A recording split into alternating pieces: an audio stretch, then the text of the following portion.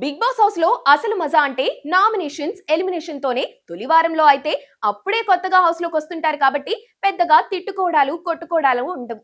కానీ ఈ సీజన్ లో సెలబ్రిటీ వర్సెస్ కామనర్స్ మధ్య తొలి రోజు రణరంగం మొదలైపోయింది. Mass man Harish versus Emmanuel మధ్య గట్టిగానే గొడవైంది. ఇక రీతు చౌదరి అయితే తనకిచ్చిన పనిని చక్కబెట్టే పనిలో పడింది.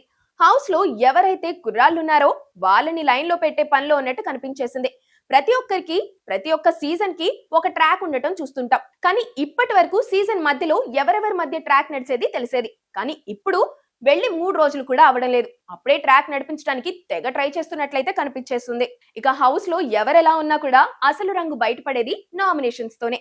తొలి వారం నామినేషన్స్ ప్రక్రియను మొదలు పెట్టేశారు బిగ్ బాస్. దీనికి సంబంధించి ప్రోమోను కూడా వదిలారు.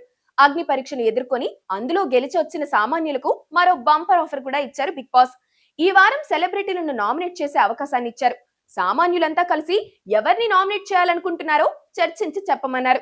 అయితే అందరూ కలిసి ఏకాభిప్రాయంతో సంజన గల్రాని పేరుని చెప్పేశారు. ఇక సామాన్యులందరూ కలిసి సంజన గల్రాని తీసుకునే నిర్ణయాల వల్ల మాకు గొడవలు వస్తున్నాయి, మిస్అండర్స్టాండింగ్ అవుతుంది అని తన వాదన వినిపించాడు మనీష్.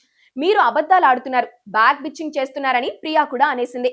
అతని వాదన్ని డిఫెండ్ చేసుకున్న సంజన, నా వల్ల ఇబ్బంది అవుతుందని మీలో ఒక్కరైనా చెప్పారా? కనీసం వాటర్ తాగాలన్నా నా పర్మిషన్ కావాలన్నట్టుగా బిహేవ్ చేస్తున్నారని ఆమంది. దాంతో ప్రియా శెట్టి, అవును మీరు ఖచ్చితంగా బ్యాక్ బిచ్చింగ్ చేస్తున్నారు, అది హౌస్ లో ఉన్న వాళ్ళందరికీ తెలుసు అని చెప్పుకొచ్చింది. ఏం మాట్లాడుతున్నావు అని సంజన అనేసింది. బ్యాక్ బిచ్చింగ్ చేస్తున్నావని అందరూ అంటున్నారని ప్రియా గొడవ పడింది.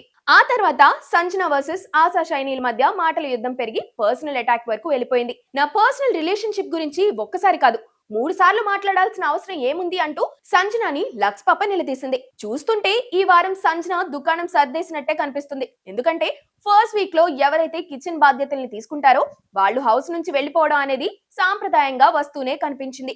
ఈ సీజన్ లో సంజన ఏరుకోరి మరీ కిచెన్ బాధ్యతల్ని తీసుకుంది.